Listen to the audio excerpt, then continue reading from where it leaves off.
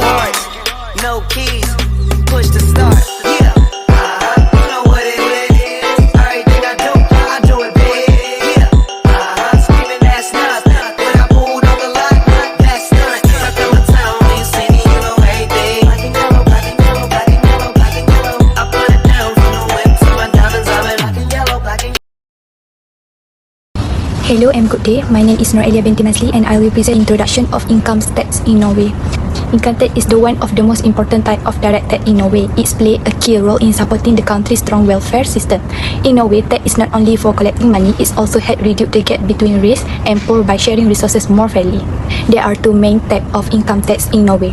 The first one is national income tax for everyone earning above a certain amount, and the second one is municipal tax, a flat tax set by a local government. Norway also uses a progressive step system, meaning the more you earn, the higher the tax rates. For example, in 2025, lower income earned pay about 22%, while high earned may pay over 38%. So income tax in Norway is important for many reasons: funding the public service like a free education and healthy for everyone. Promoting fairness, rich people pay more tax so that the poor can get support. Maintaining economic stability, the government collect enough money without going into debt. And encouraging good financial habit. Norway use a direct and progressive step technique. This means that it's based on equal income, and the more you earn, the higher the tax rate. The system uses a collect pay as you earn. Employer automatically deducts tax from employee salary each month. Employers send the tax to the Norwegian state authority. Self-employed people must pay tax for 5 times a year. This method makes tax collection easy, reduces tax shedding, and helping people manage their money better. The tax base means all types of income tax are taxed. In Norway, this include salary and wages, business profit, income from saving, investment, and property. People can also get tax deduction for things like work-related expense, retirement saving. This makes the tax system fair because it looks at a people's real financial situation. Norway use a mix of two tax rate system. The first one is flat tax. Everyone pay 22% on their total income. And the second one is step tax. Extra tax is at for high income. So basically, Norway income tax system is fair, well organized, and support public welfare. It is more just than collecting money, but also helping people and keeping their economy strong. Thank you.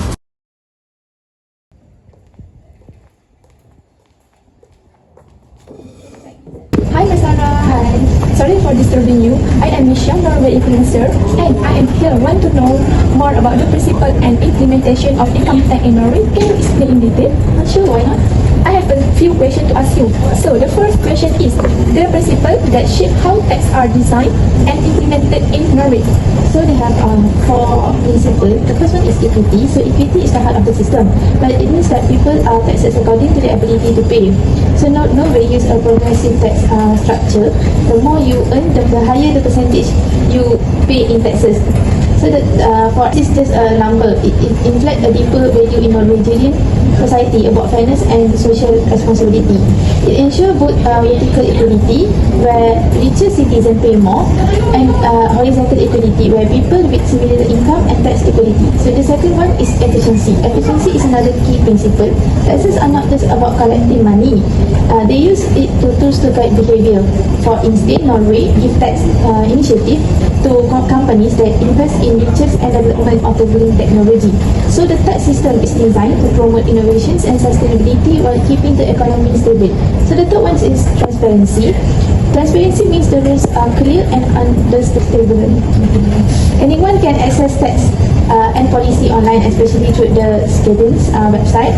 This opens builds trust. People know the money is used in what is used to what. So it's more towards accountability, lead to higher tax compliance. So the last one, the final is administratability, which means this system is easy to manage for both the government and the taxpayer. So Norway has stimulated digital platform like AdWine, where simplified tax filing and like linked directly with bank and payroll system.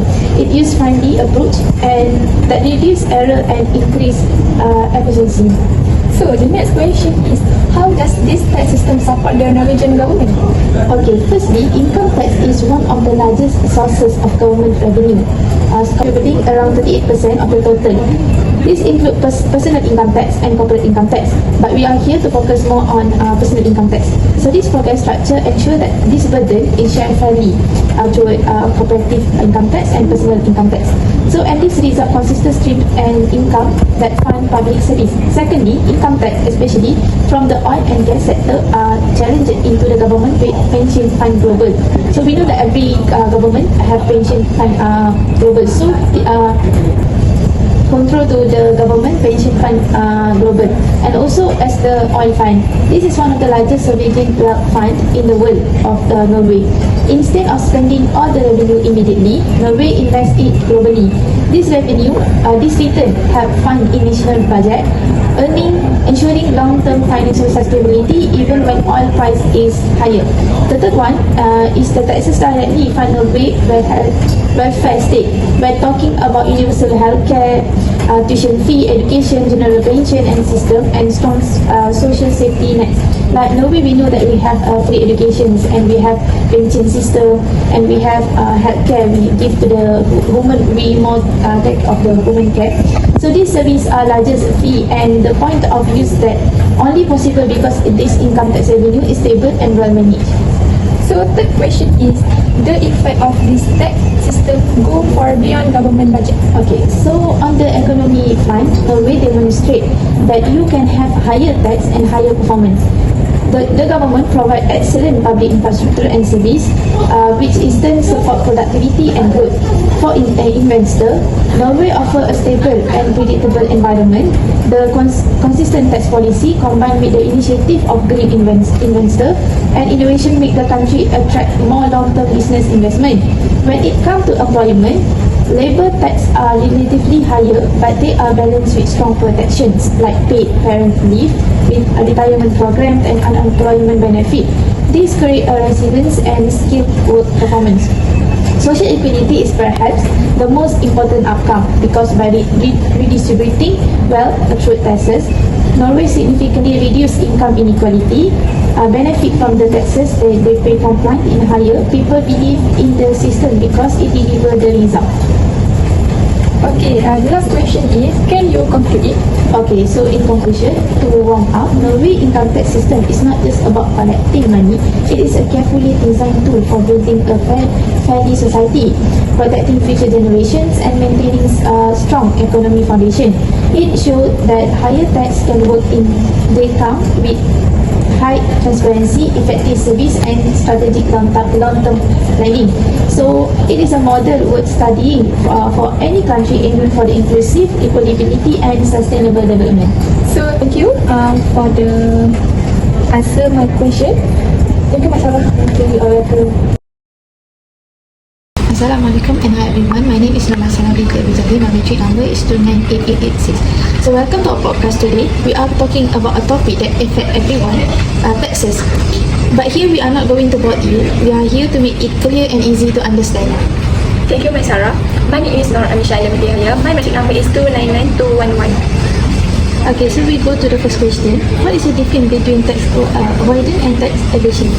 Okay, tax avoidance is about reducing tax payment legally by using deduction, exemption and certain financial strategies. For example, a company shift profit to a low-tax country through transfer pricing. Another point is, tax evasion, on the other hand, is breaking the law, like hiding income, not reporting profit, or using fake account. This is a crime that can be prosecuted. Okay, so we proceed to the next question. Can you give an example of a company might legally reduce taxes, means that tax avoidance? Here, one point. Let's see an example from Norway. A study found the 88% of crypto holders in Norway did not report their asset. This involved more than 250,000 people or 6% of the population. Next, because of the evasion, the Norwegian government lost